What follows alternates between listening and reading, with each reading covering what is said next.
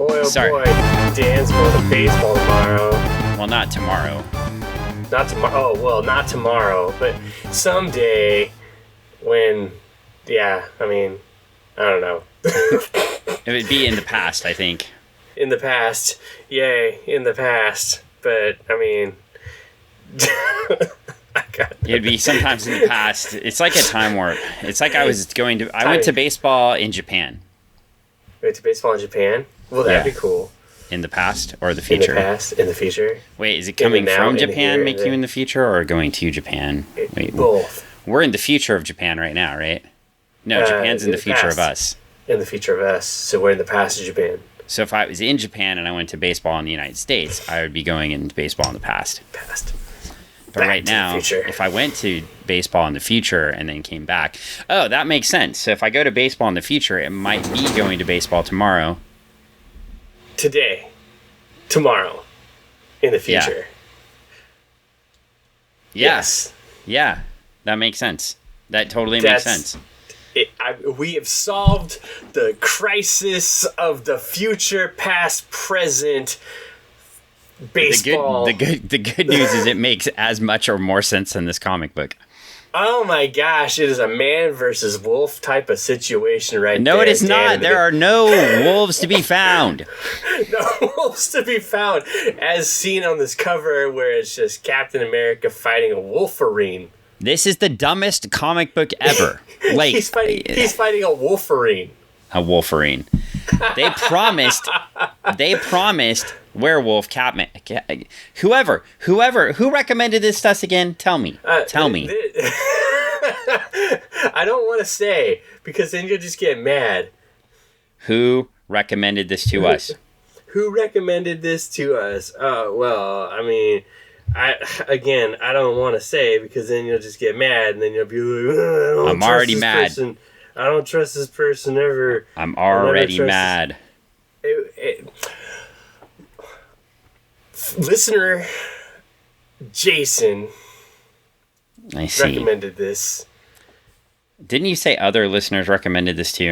Yes. No, we had multiple listeners that recommended. But Jason was the person pushing. Jason definitely had mentioned this run. Had said that they were coming out with more Captain America, Cap Wolf books. Well, there is a Cap Wolf and his Howling Commandos. Yes, and I think that's. But we had to read this to get to that because there was all this.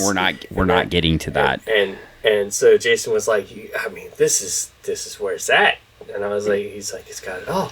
I think it's got it all. He had a lot of stuff on this cover right here. You got Captain America and Wolverine fighting it up. Wolf's tearing into Captain America with his claws. And there's that moonshine or moonbeam. Moonstain. Moonstain, the loser. Wait, yeah. No. Moonstain. Yeah, so, I was reading I got the third Justice League International Omnibus in the mail. Yeah? And in the second issue in the book is the Justice League quarterly number 2, where Gnort and the Scarlet Skier are going to save us, from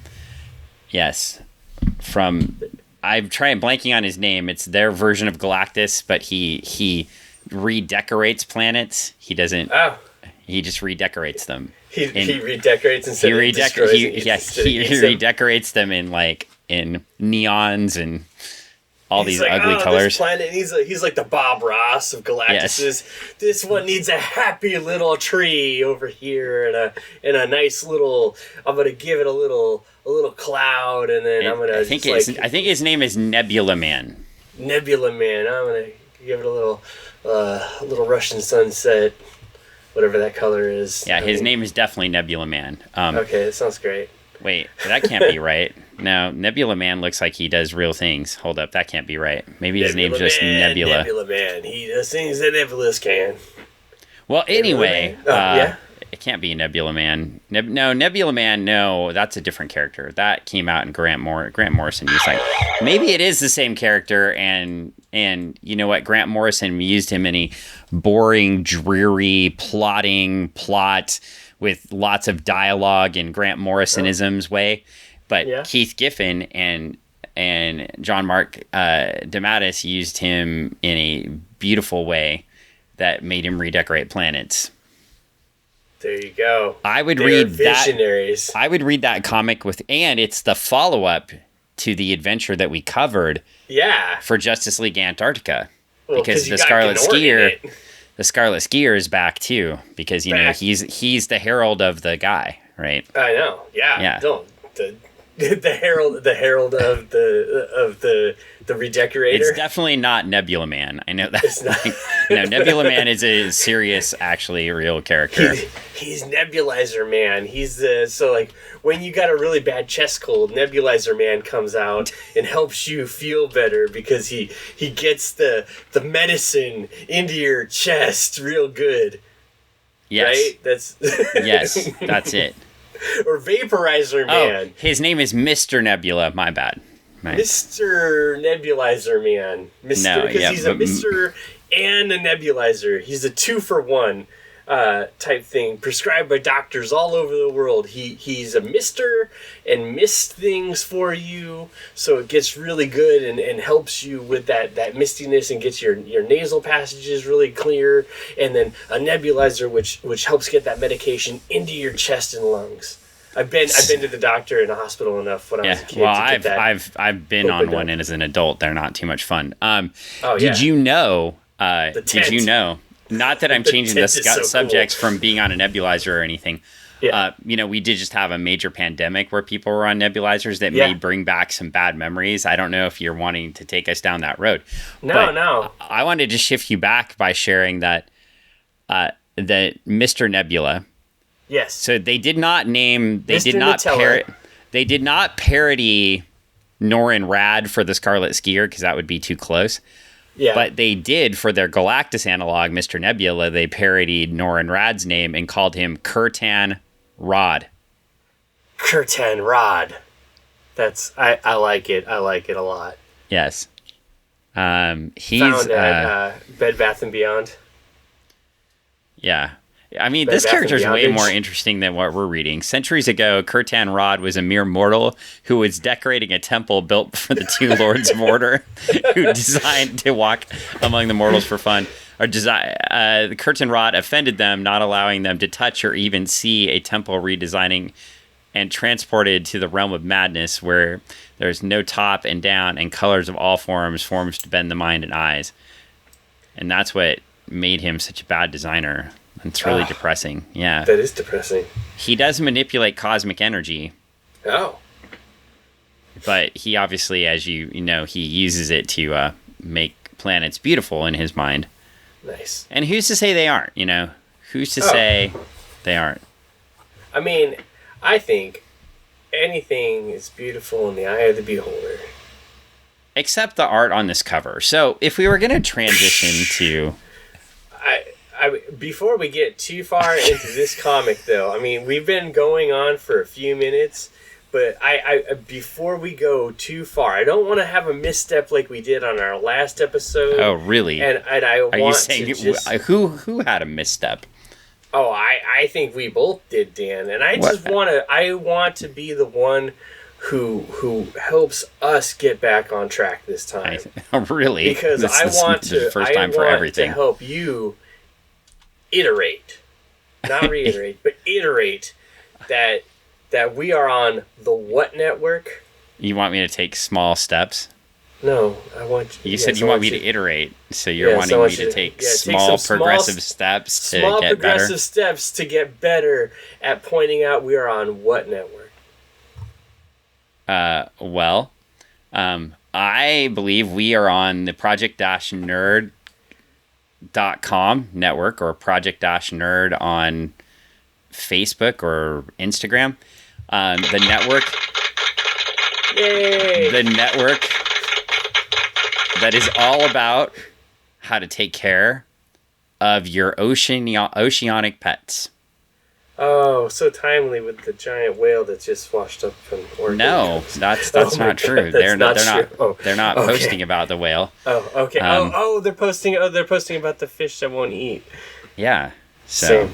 I'm just letting you know, vibe. like, they're giving you some good advice. Help us feed our fish. Yeah. So.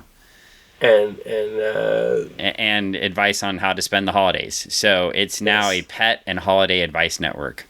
Okay. Yes. Oh wow, some of these memes are these are dark. they try some. They're trying some. I know they're trying some different things. I think somebody at Project Nerd. I think somebody at Project Nerd was having a bad holiday, so they wanted to just cuddle up with their pet fish and do some things that a young adults author like yourself would definitely not be doing. Not those things.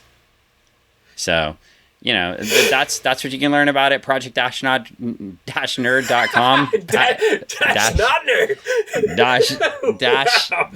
Dashing nerds. That's what I am. So it's a dashing nerd. Yes, I'm dashing. Yes. I wish they could see the video right now. I wish people could see the video. Oh my gosh, this is. Well, I have the wrong hat on for the video, so. He has the wrong hat on for the video. I know. I could put this one on, Dan. I have some shirts coming in the mail for us, so. There you go. I could. Wear not that one. Oh, why not that one? That's a perfect hat. That represents Dan's knowledge. It represents knowledge. That's the rainbow from the cartoons, right? Yeah. Yeah.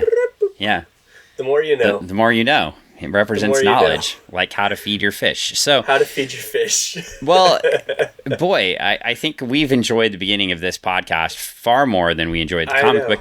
And, this is Funny Book Forensics, if you didn't know. If you're listening to us and you let us talk this long, well, you probably knew. If you're new to our podcast, we're sorry. We don't know why you're here. But that's okay. It's always good to join because I don't know why I'm here either reading Man and Wolf Part 3 of 6. Now, I think because of the payment plan that I've been paying you consistently. No? Small doses. Shoot. Oh, that's iteration. Can that get better? What are you talking about? Incalculate. Like what are you thinking about? No, they say when you try to you inoculate, like take a vaccine. What are you taking doing? A vaccine. When inculcate, when you're bringing forth the evoke. Invoke, yes, you're evoke. Incalculating, not invoke. Evoke. Invoking. Anyways, yeah, I have a degree in words. What are we doing here? I'm not very good at it, but I just make up shit. Where does it taste like peaches? I'm sorry. Oh God. Okay. Man and Wolf Part 3. Are we trying again? 3 of 6. Now you said we were getting back on track, and I've tried to get to the book 3 times now. Yes. Well, this time Wolverine is slicing the Captain America logo. Oh! I thought he was cutting into Captain America. I was like, oh no! If he was if only that happened and this book ended right now and we didn't get another issue, that'd be fantastic. No, but he's just the logo's torn. Well, good news. Captain America is fighting Wolverine. Moonstain is in the background. Moonstain. And it says it's Cap versus Wolverine, and Moonhunter is waiting to bury the loser. No! Someone's gonna die! I really think Moonstain is a better name. Moonstain? Yeah. I mean, it's either that or Shitty Lobo, right? Like, we've established that. Yeah. Yeah. Or is it Shiny Lobo? Shiny Lobo. You know what? He is kind of like a shiny Pokemon version of Lobo. Yeah, if you're going for shinies and Pokemons and Lobo is a Pokemon, this would be the shiny Lobo Pokemon. It's like when you finally get that shiny Pokemon and it's like 1/5 of the power of the regular Pokemon you have, but you really want to use the shiny one because it's shiny, but it really sucks and loses all the time. Yeah. It's like, Why did I get that? Why did I pull that one out? I don't know. Well, you know what? We should turn the page. Just get to that first page. Children of the Night. Oh yeah. I'm sorry. I was about to make a Bob Seger reference, but I've changed my mind. Oh, because Doctor. No, because we were turning the page. Oh, because we're turning the page. Yeah. Yeah. I thought it was because. You're giving me way too much credit. Like. Well, because Doctor. Steve Rogers, born in the USA, raised to cherish the ideals of democracy, endowed with a superhuman physique, and driven to be the most capable combatant in the world. Now, as both lone crusader and leader of the renowned Avengers, which doesn't make any sense, he fights an ongoing battle for liberty, justice, and the American dream. Stan Lee presents Captain America. Stan Lee, who's not even with the company right now, presents Captain America. Stan Lee, who's been run out of Marvel Comics, presents Captain America. Stan Lee, who's thinking up Stripperella right now. Yes. Oh, boy. Well, anyway. How'd that Stan Lee Productions thing go? Oof. Well, yeah, anyway, we're back with some exposition here. We find out that Dr. Shitty Doctor Strange and Captain America. This book is rife with just bad versions of good heroes. Like, why did they put an eye in the middle of his costume? Why? Like, you could put anything in the middle of that costume. And he's a druid. Shouldn't his costume be like green and foresty? Well, yeah, if he was a dollar bill. He's also a druid. Can't he just change into a wolf? Yeah, well, he could, but I mean, we're gonna find out later in this book what he can do with If he has Circle of the Moon, he can totally just change into a wolf right now. He probably could. The wolves are only CR1, right? He can summon. Even a low-level character like this could take care of business. Well, Mark Gruenwald is the writer still. Rick Levins and all of his swatch marks is still the penciler. Still. We have a new inker. No, we have lots of inkers. We have lots of inkers. Danny Bulanadi got tired of trying to ink Rick Levins, so they had to bring in 2 more. I mean, I don't blame him. He's been doing his best, but it's a lot. I did my best, but I guess my best wasn't good enough. And yeah. So Don Hudson and Ray Kryssing step in too to ink this thing. Joe Rosen, city of wolves. Joe, how bad is it when the inker gets behind schedule? I mean, when you got a whole city of wolves, you got to ink, and it's a whole it's a lot. Yeah, but how often do you hear the inker getting behind schedule? On a book of this size, where you just got wolf after wolf after wolf on every page, of course it's gonna be. You guys, look at all that hair, Dan. Okay, that's fair. I mean, there's a lot of hair. It's just not usually the inker that's getting behind schedule. The inker getting behind schedule usually means that the pencils the inker is getting are really shitty. Yeah. Well, I mean, I can speak from my own personal experience, but we know that. So, of the inker getting behind schedule, you're penciler or anyway. It was a double task. Anyway, let's move on. So we get to the next page where we were surrounded by werewolves last time. Now we're just they stepped into a werewolf enclave. The whole dang town. Yeah, it was amazing. They were rolling. There were werewolves everywhere. Tom Petty was blaring through the loudspeakers. Yeah, it was fantastic. It was nuts. It was like, if you ever seen the movie Silver Bullet, where there's just one werewolf and a whole bunch of people in town. Imagine the reversal of that, where it's like a whole bunch of werewolves and like one silver bullet. Is that like Teen Wolf, or is that like... Oh, imagine if it was like Teen Wolf, but instead of just one Teen Wolf, it was all Teen Wolves. And one kid. And one kid. What if the basketball team was all Teen Wolves and one kid? Oh, man, how terrible would that be? Well, that kid would be riding the bench a lot. Like, that'd be so unruly.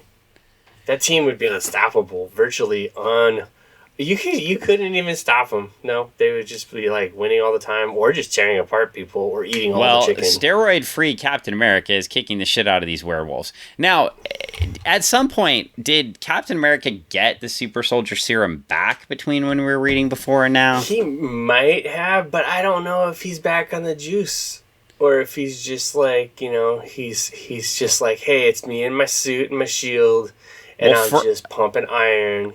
For a guy with some residual tea burning through his system, he sure is beating the shit out of some werewolves. Yeah, he is. He's putting them to work, And Dr. Druid, Mr. Druid, yeah, Captain Druid, went into the sky. Shitty Doctor Strange. Yeah, and they're fighting him, and he just flew away into the sky, and is meditating. He's like, I'm just gonna woo away. And the werewolves are trying to get him. Now, I don't really understand this book, because last issue, the werewolves were just wandering around town all chill and fixing bikes and stuff. But these werewolves are so stupid that they just jump towards shiny objects. They're like, oh, I think they've been told to go get them. They're like, oh, they're under the spell. The spell. Yeah, but if they can fix motorcycles, wouldn't they find a better way than just jumping at the dude? Well, of course they could, but I mean, maybe they're just animalistic right now. They're thinking in their animal prime mind. Oh, well, that's what Dr. Druid says. He says it will be elementary to mesmerize their bestial minds. Mm-hmm. Yeah, this guy sucks so bad. It just... He doesn't do anything. Well, Captain America goes on about that their fangs can't penetrate his battle suit. Is that a thing that I didn't know about? He has a special battle suit. It's impenetrable to fangs. Yeah, it's man. Did you not know? Did you not read all that stuff in the annual, Dan? His suit is impenetrable by a werewolf. Is it my imagination, or did we cover this book already? We did not cover this book yet. Are you sure? You read it twice because you fell asleep reading it, and then because I remember saying something about the shield last time we covered this book. Oh no, this is the last time they got in a fight with the wolves, and it was oh, this shield sucks. And I was like, yeah, that's right. And when I looked at this page again, and when I looked at this page, I was like, oh yeah, no, that shield does suck. But yeah, it wasn't. It was when they're fighting them during the daytime. Okay, but the first time. So it's still the same crappy back of the shield. Yeah, because we didn't have Wolverine on this page doing this thing. Okay. Well, anyway, Dr. Druid is in the sky, and he's making the wolves go fight the wolves. Good job, buddy. Fight them. All the werewolves are now fighting each other. Captain America starts floating. Yep. And then he gets teleported somewhere else. Boop, boop. He just he blinks out. Blop, blop. Yeah. Well, that happened. And then now Wolverine, who got captured last time by all the wolves, right? Yeah. Got captured by Moonstain while he was fighting the werewolves, right? Correct. Okay. And then now he's in bed with the weird... with Dr. Nightshade. Dr. Nightshade. Now... I guess it does make sense. I was about to be critical of, something, but you know what? Yeah. I'm not this time. Okay. We're just going to leave that alone. Okay. Was it the needle? I do like that, actually. That's... it'd be better if it was, over his open eye. Uh-huh. Because that would be a great homage to, the horror comics. That famous cover with the... Yeah. Right. But they can't do that, so he's got eyes closed. Right. Wolverine seems pretty easy to defeat in this book. Yeah. Do we need to change the titles from Cyclops sucks to Wolverine, or Everyone Hates Cyclops to Everyone Hates Wolverine?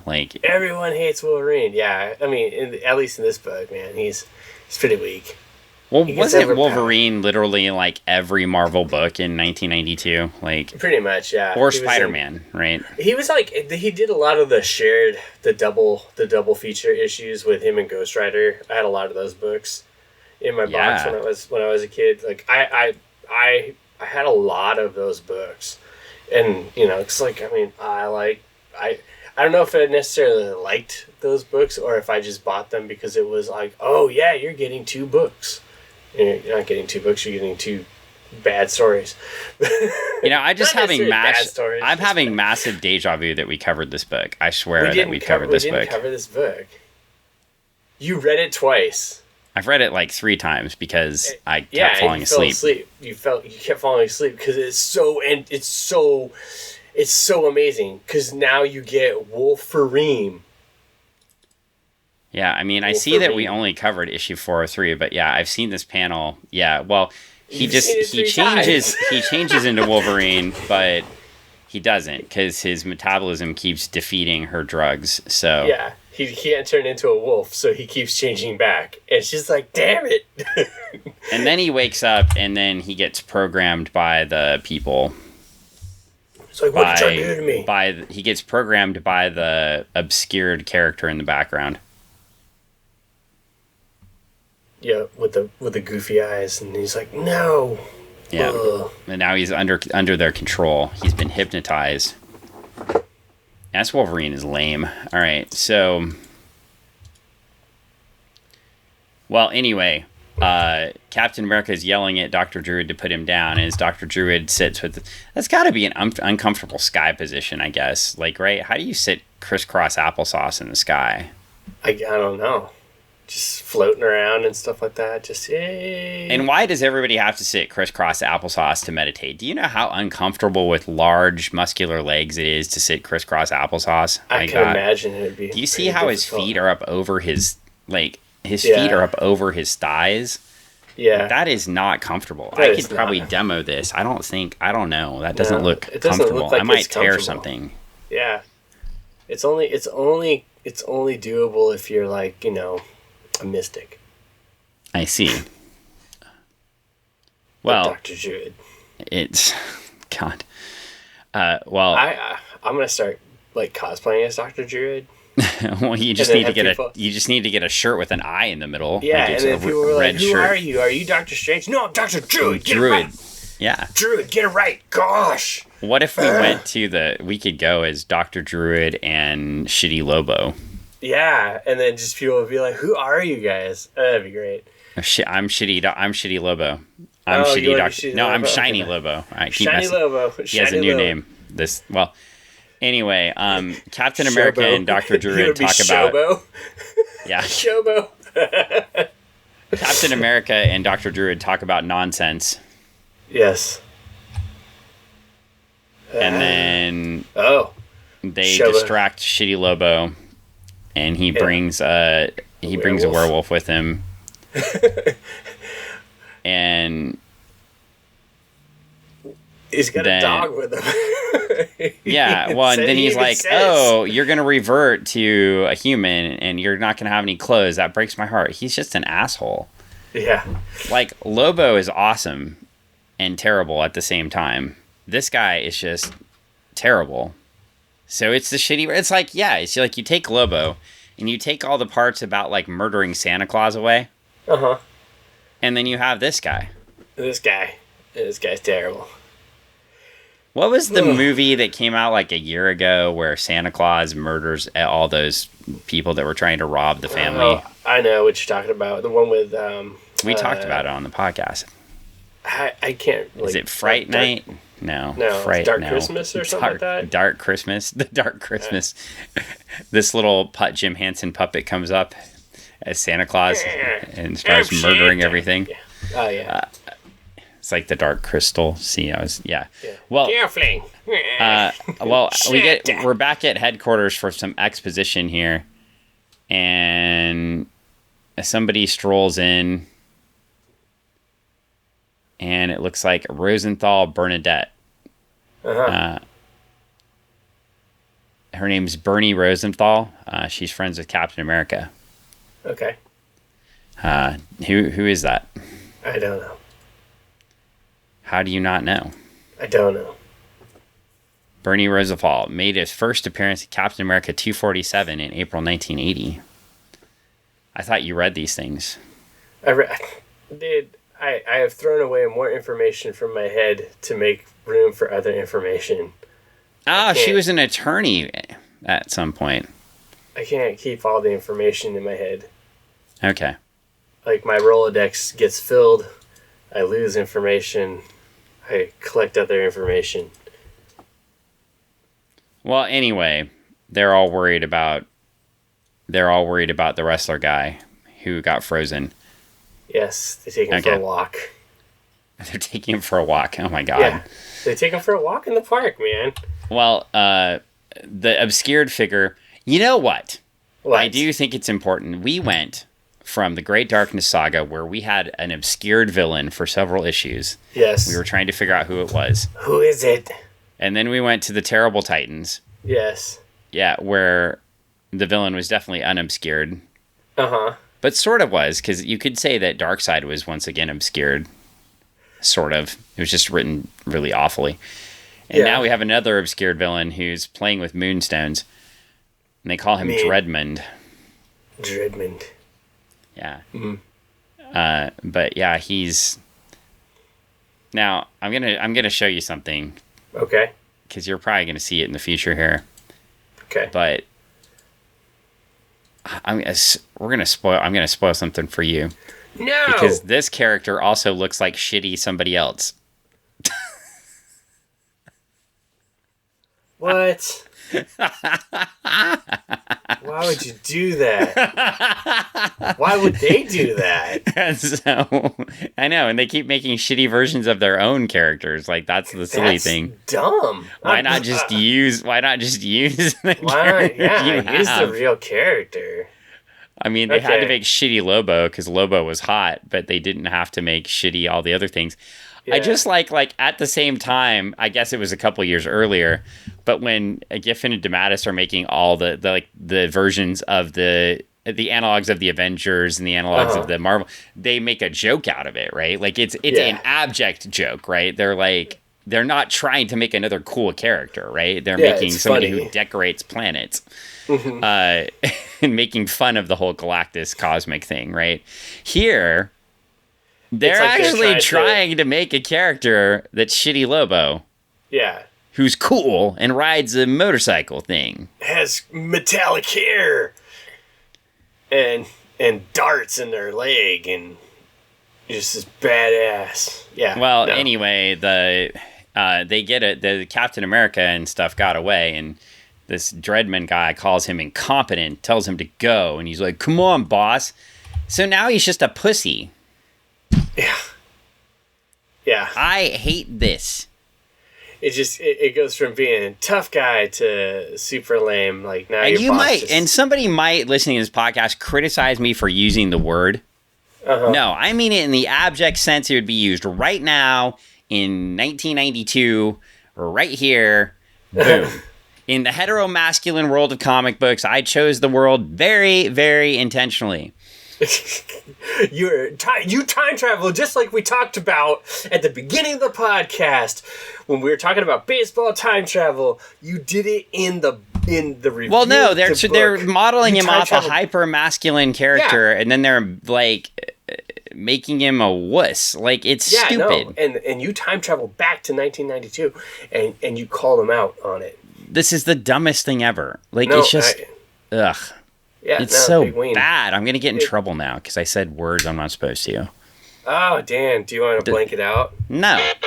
Oh. There we go. Well, I mean, I couldn't. It was too late. It's just awful. Okay, so anyway, now Captain America and Dr. Druid are just walking around town where things were getting eaten. Yeah, and now there's people in town because they're not wolves anymore. But Dr. Druid is shielding them from people, kind of like another doctor that has magic would do. Yeah.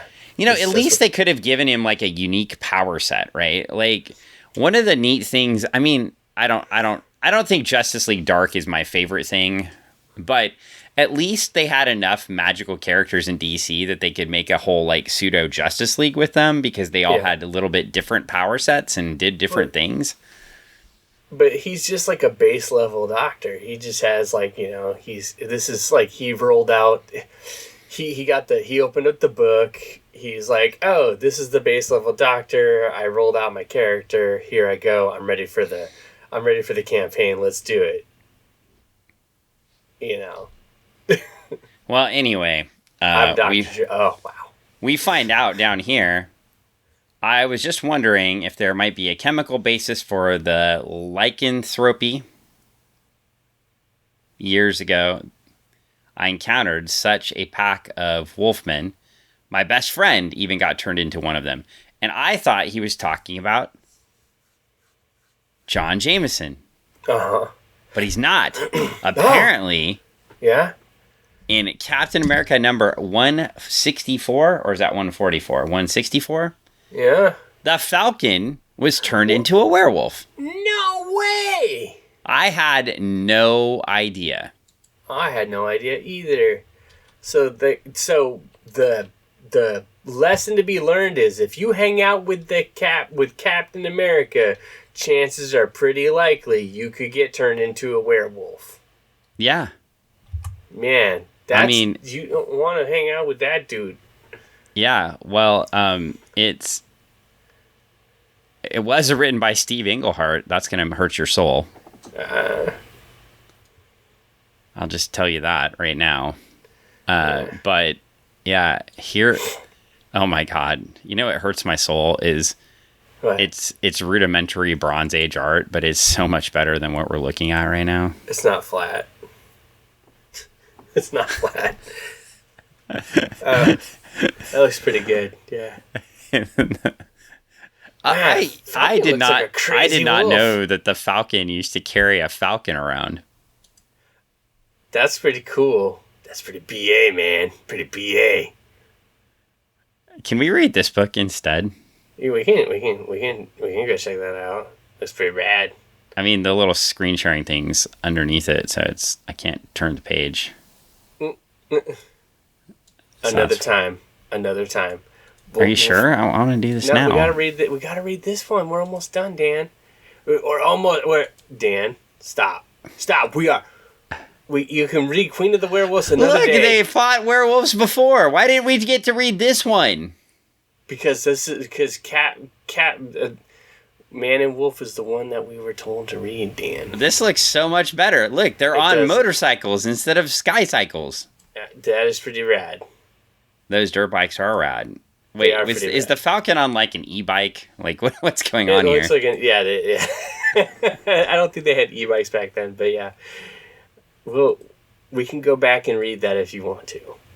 Look at all those werewolves. There's so many werewolves. Okay, this is awesome. Like classic Cap, with the A on the head and with the old. Well, anyway, okay. Well, we're back to the old look. You know, I could just share my screen the whole time. Maybe that would be smarter. Yeah.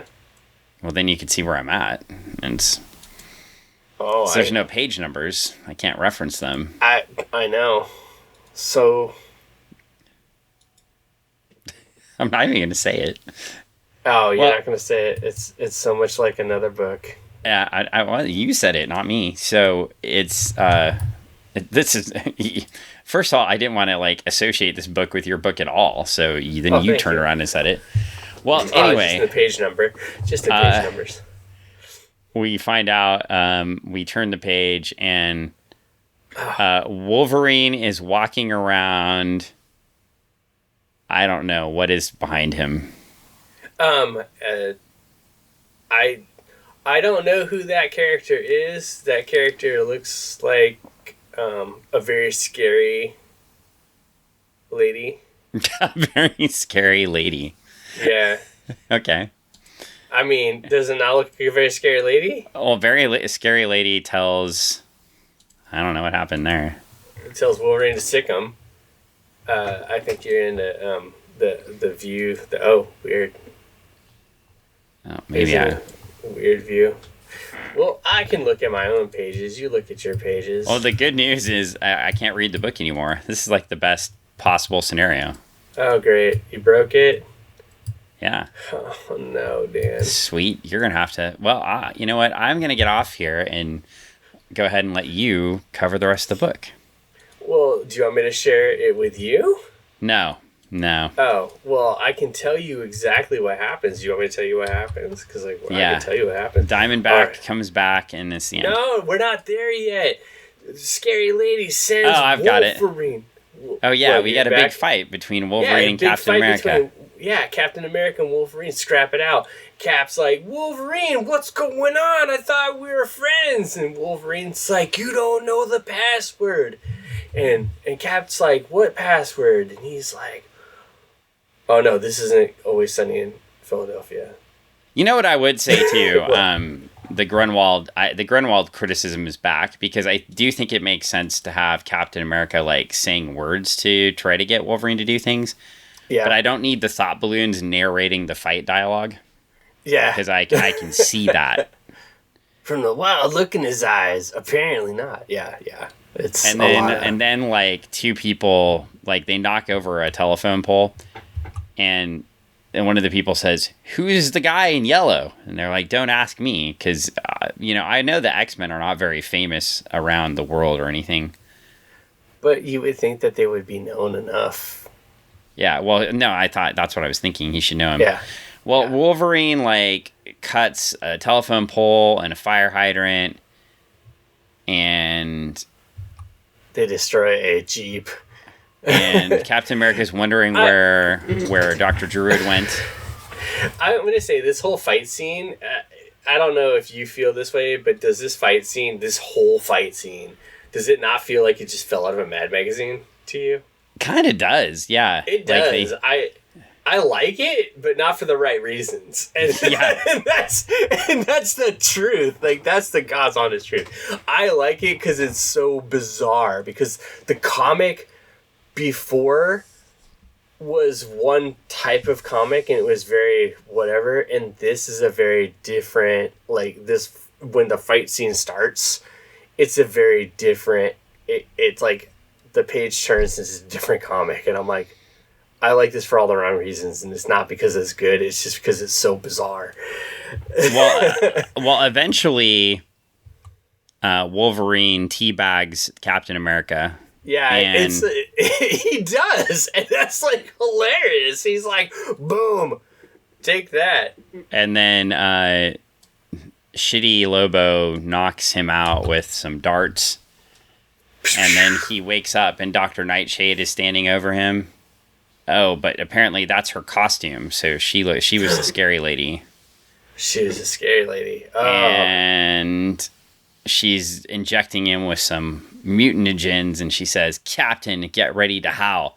So I guess in 2 weeks we're gonna get Captain America. But what did happen to Dr. Druid? I don't know. Dr. Druid bounced. He's like, "Deuces, I'm out of here." I think I may know what happened. I think I may know what happened to Dr. Druid. He died. No. Went to another plane. I think he becomes Dr. Loki. He becomes Dr. Loki. Yeah. Okay. Yeah. Well, anyway, next issue, we better be getting some Captain Werewolf. Wolf. We get back to some really flat, ugly art, and Diamondback is now fighting with Crossbones. Crossbones, which in the dungeon. I'll say, going from the like almost like comical, dynamic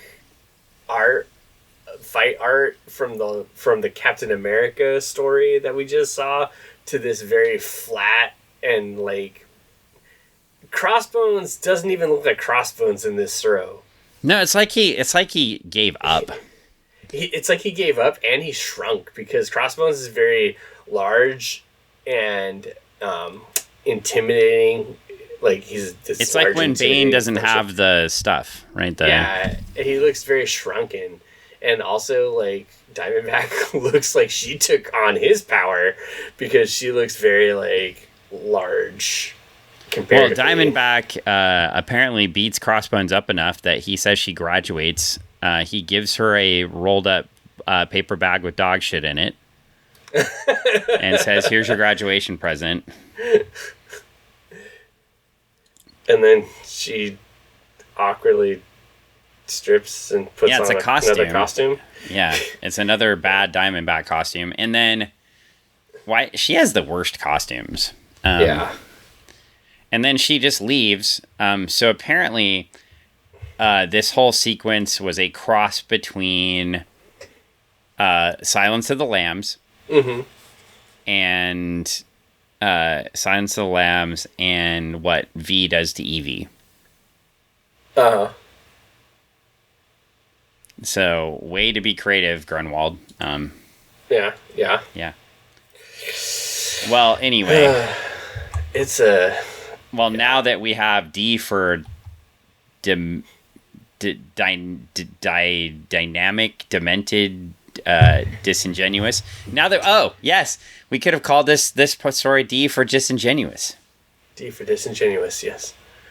Well, anyway, she leaves, and he instead of just letting her go, he takes her for a ride. Says, "Get me some of that blood." Yeah, he wants some super soldier blood. Okay, so he wants to become a super soldier. But I thought he didn't have any drugs in his blood anymore.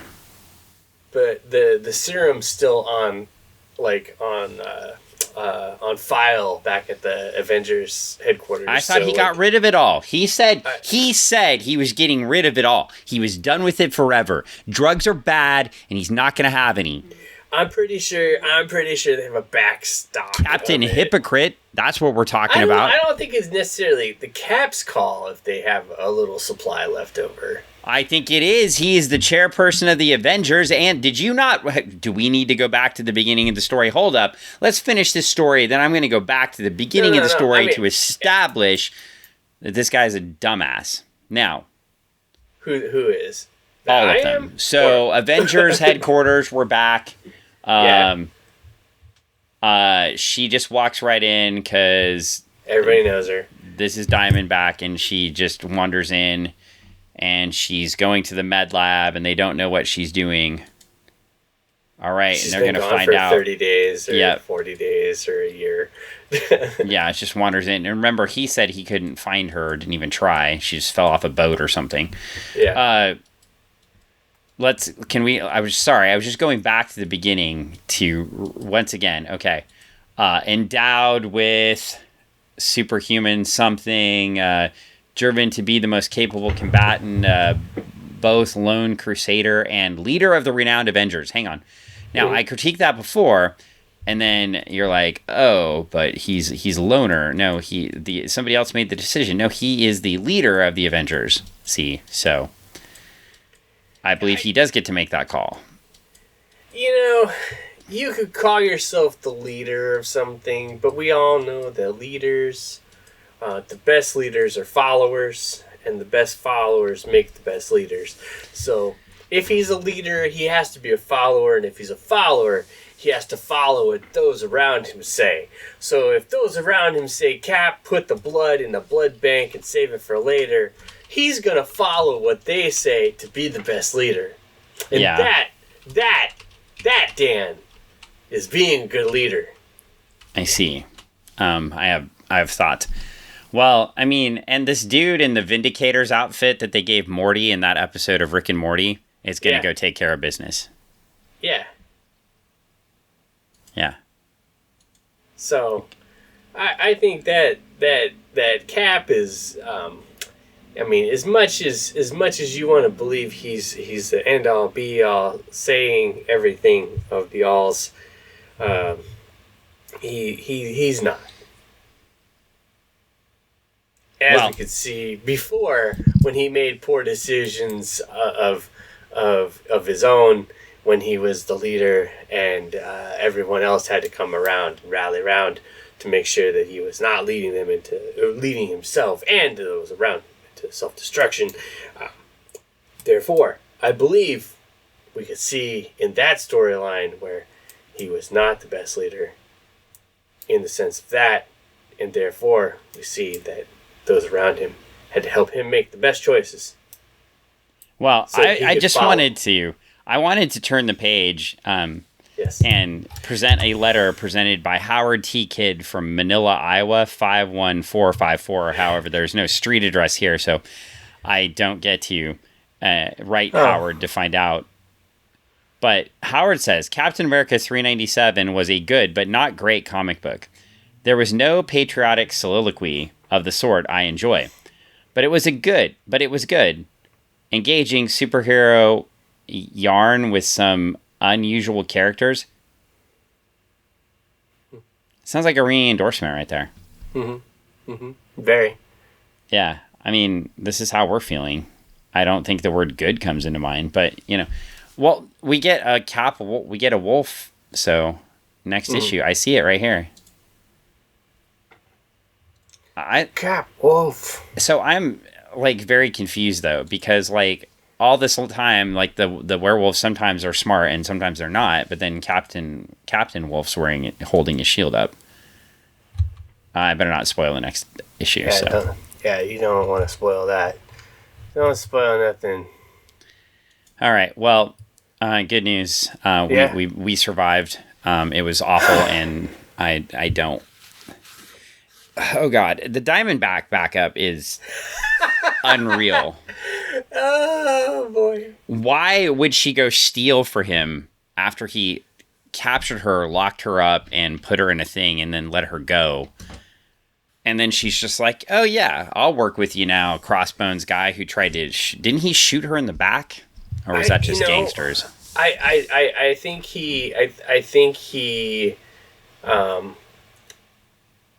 he did injure her, but at the same point, I think it's all a long con. I think she's trying to she has a plan for him, and she's got Crossbones in her sights. Is that true? She's using him. He's not using her. It's a reversal, Dan. And you'll see when it all comes around, it'll come around. Yeah. Kia.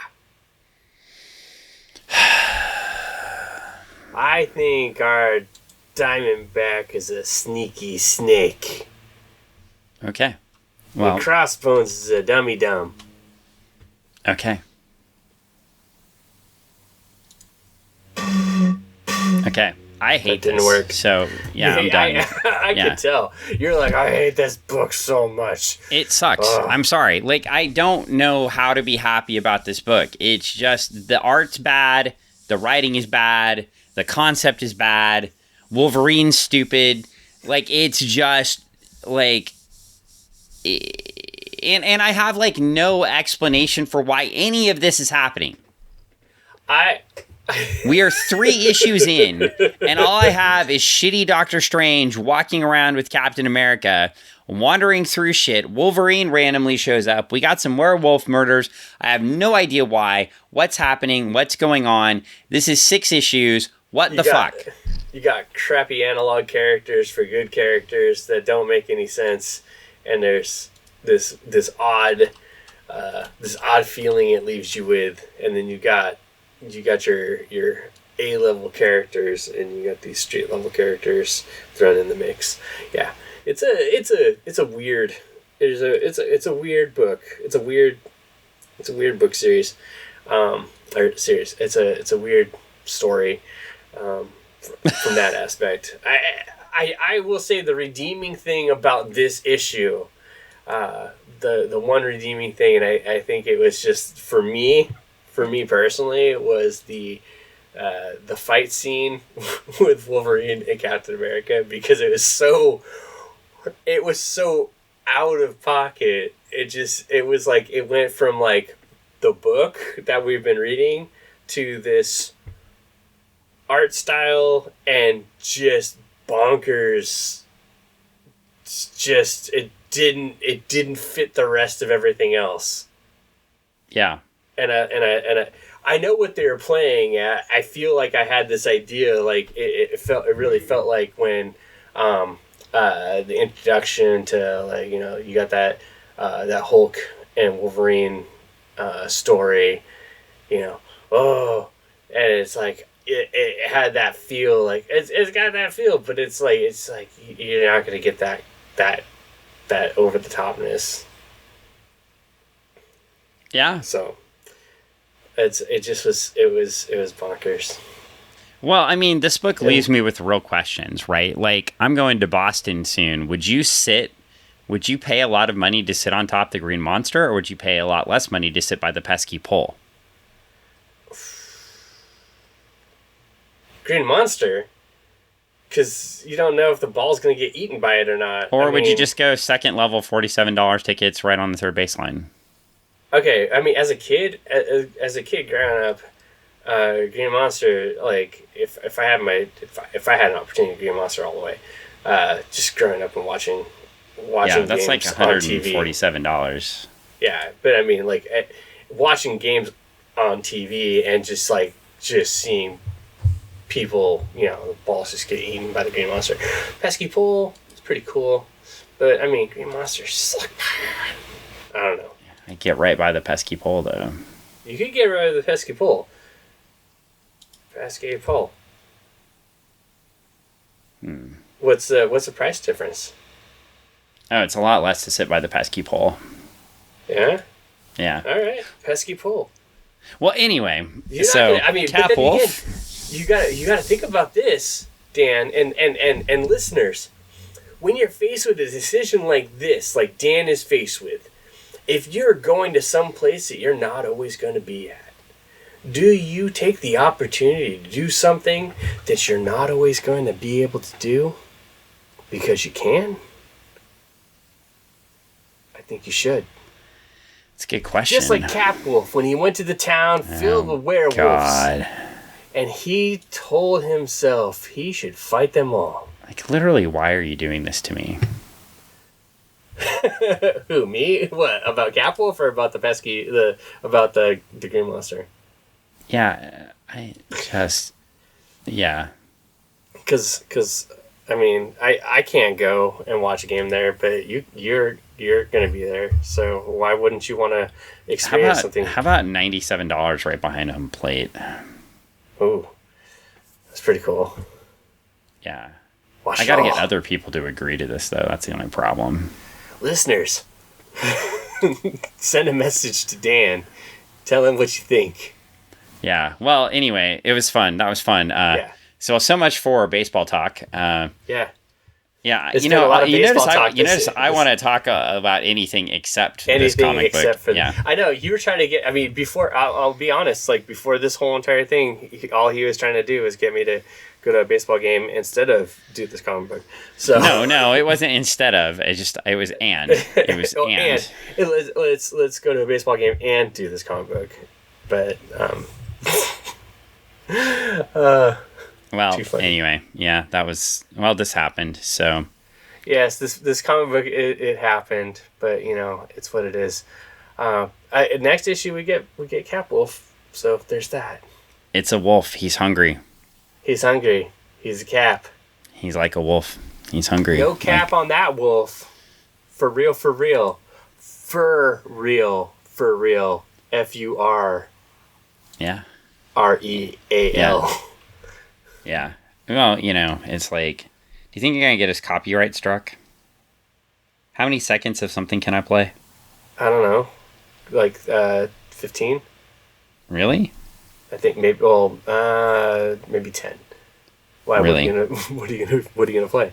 What? Nothing. Huh? Like, okay. Nothing at all. Nothing at all. Oh boy, Dan. On dog with this one. On dog. Yeah. Because it's Cap Wolf. There's wolves, so on dog. Oh yeah. No, that happens. So.